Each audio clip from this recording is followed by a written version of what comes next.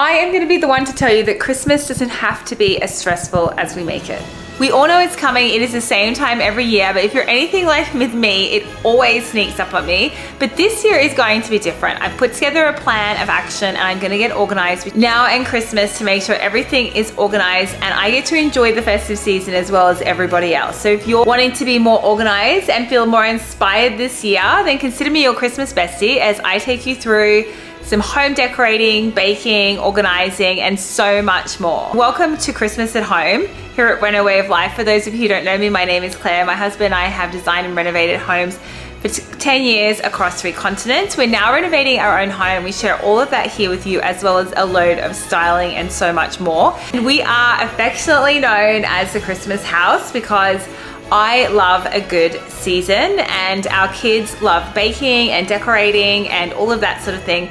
And I feel like it's my job, maybe that's the wrong word, but I feel like it's up to me to keep the magic alive for as long as possible, not only for the kids, but also for ourselves. I'll be sharing all of that with you this year. And if you want to be inspired and organized, make sure to hit subscribe and follow along our Christmas 2025 playlist. So like there is so much winter inspired Christmas content out there and it can feel really overwhelming, especially when you live in Australia and your Christmas season is super hot in the middle of summer.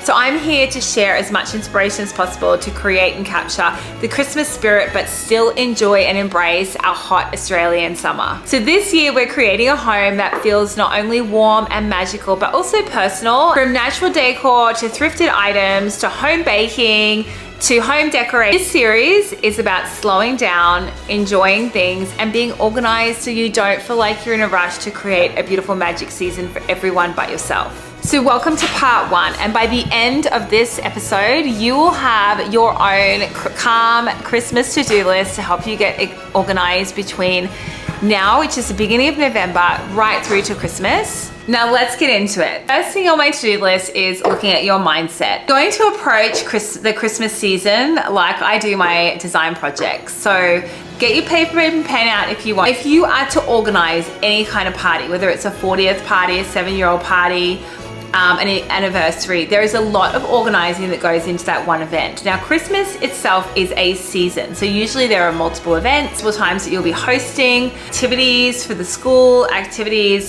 within the community, and then you've got your present list for multiple different people, and the list goes on. And if you have people that live overseas, there's always some planning with that as well. And I feel like at Christmas time we act in December, which is what causes the burnout and causes the stress. So this year, we're going to start with our mindset. We're going to shift that into the fact that the more organized we are, the more you will get to enjoy Christmas as well, because it's not just about everyone else in the family. You are absolutely entitled to enjoy the day and the season, and you should want to, because the more joy you bring, the more joy everyone else will have as well. Like me, you are the primary organizer for most of the Christmas events. So if I'm not organized, I start to get very stressed. First thing you want to do is think about how you want your Christmas to feel, and this will help to navigate your decorating, your shopping list, those sorts of things.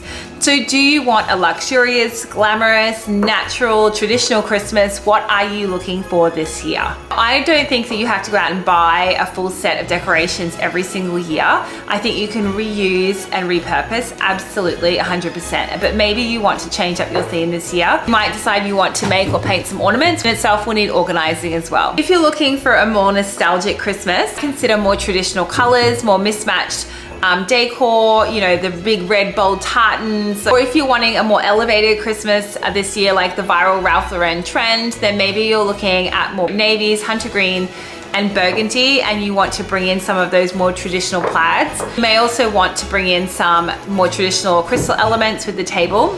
You might want to get closer to nature this year and use pine leaves, eucalyptus, gum nuts, and some more natural elements. Maybe you want to plan to make some of those decorations yourselves as well. So there's a lot to think about first of all. So start to jot down how you want Christmas to feel. Then you can start to do an audit of what decorations that you currently have, what new decorations you want to bring in.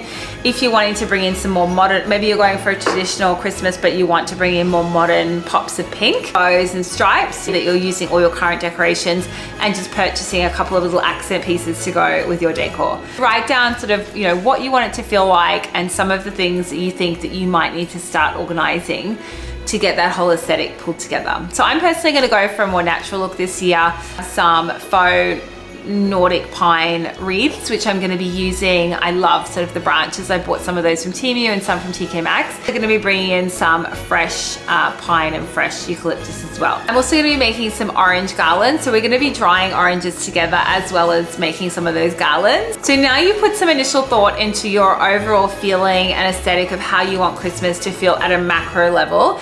Now it's time to dovetail into some of that to-do list. So let's get into it. Let's get into the actual checklist. So step one is setting the scene. So it's beyond just the overall feeling. It's actually mapping out, first of all, your theme for the year, your aesthetic. And what I would dovetail that into is your shopping list of what you have versus what you need to get as far as decor goes. The other thing you need to do is map out your zones in your house that you plan to decorate. So for us, it is the kitchen shelves, the kitchen mirror, the entrance hall, and the lounge room and dining room. So we have 6 zones that we are going to decorate. And so I'm basically going to take stock of all the decorations I have versus what I need based on the overall theme. You see behind me, we've got our Christmas tree with these blues and greens on the tree. And then in the kitchen, I'm going to be using dried orange garlands and Nordic pine wreaths. So you can mix and match themes. You do not need to just stick to one, but having an idea of how you're going to map out the house will help you to understand aesthetically how you want it all to look. Because ultimately, if you are going for a new theme this year, or you are planning to do something a little bit different, the open plan like we have, everything needs to talk to each other. Otherwise, it'll start to feel a little bit mismatched and disjointed. Now you've got your step one, which is your zones, and you also have your shopping list if you need to go out and get yourself some more decor. Step two, we're gonna map out our gift list. So it's really important to think about all of the people that you plan to buy for. So that's family members, teachers, community members, you know, sporting teams, whoever it is that you need to buy for. Make a list, make a comprehensive list, and also add at the top of that list anyone, or highlight anyone who lives overseas or in another state, which will require you to ship to, because there will be shipping dates in December. So you want to make sure that you plan those presents ahead of time so you can have them ready to go and shipped out. The other thing you want to do is, once you have your full list of everyone that you're giving gifts to, or cards, you could have a card only and a gift list, you then need to start to map out your budget. So how much do you want to spend? We don't need to go crazy this year. We don't need to spend all of the money that we have. Don't just map out a list. So if you've got teachers, maybe you have a budget of $20, $40, whatever it may be, put that next to each of the teachers so you can start to get an idea, some money aside now for some of those gifts and get them later on. Or maybe you want to start to put some on lay-by. The best part about being organized is that you can shop some sales. So you can start to, whenever you go shopping, you can take your list with you. And so you can start to think about all of those people that you're going to be shopping for and put those, and you know, start to purchase gifts ahead of time. So this year we're going to be DIYing our teachers' gifts. So I've made my list. I've got my family here in Brisbane. I've got family in Sydney, the UK, and the US. I also have teachers that I want to buy gifts for, but I'm actually planning to make those gifts, and I will share we will do a DIY video together later in this series. And then a tip is to wrap as you go. So as you purchase the gifts, you don't need to go out and buy them all at once, but as you purchase the gifts, wrap them up, put them in a box, put them in the top of the wardrobe, tick it off the list, and at least that task now is done and you can move on to the next. So thirdly, we want to start planning our festive menu. So this is not just your Christmas menu. So I like to think about all of the events that I'll be hosting between now and Christmas. And I will say too, it doesn't have to be events where you're necessarily inviting people in. Just think of all the events that will entail some kind of different food that you normally eat. So for example, cookie making with the kids and decorating. It could be a barbecue with family and friends. It could be you're hosting a Christmas party. It could be you're hosting a pool party. So make a list of all the events that you would like to host this year, and ideally I'd be getting them in people's calendars or save the dates now, because early November people are going to start to book out really quickly. Christmas parties, and then also plan out your Christmas day. So you're planning a seafood Christmas day. You want to start to put some thought into where you're going to get that seafood from. Do you need to order it? Those sorts of things, because you don't want to leave it too late in case you have to get an early order. Now, once you have your list of events, go ahead and make a list of all of the items that you need. So for example, we just did our weekly shop And so this week I've added in all of the spices and baking items that I need to create all of the baking, our gingerbread cookies, our sugar cookies, which we'll be baking together, as well as some chocolate bark and some other items which I think might go into the DIY Christmas gift for the teachers. Next thing is to prep your home, and this is number 4, and this is important because not only do you want to prep for decorating, so you want to start removing and decluttering first before you start bringing boxes of decor in, but the other thing you want to do is start to think about your number 3, which is all of your hosting items or family coming to stay, and you want to now prep your home in a way that you are getting organized for that. So for example, if you have family coming to stay, maybe you have to wash all your linens, wash extra towels, do all of that ahead of time. Don't leave it like I normally do to the last minute and then there ends up being torrential rain. I can't get the sheets out in the line. All of those sorts of things you can do ahead of time. And then you can also start to schedule in your calendar or your book or whatever it is that you use when to do the bathrooms and the kitchens, those sorts of things, so it's nice and fresh for your guests. And you might be looking to restock the drawers in the bathroom, in the guest bathroom. Do all of that ahead of time. You don't need to leave it to the last minute. So now it's time to start scheduling and organizing your events. So you've got your list of things that you have happening this holiday season.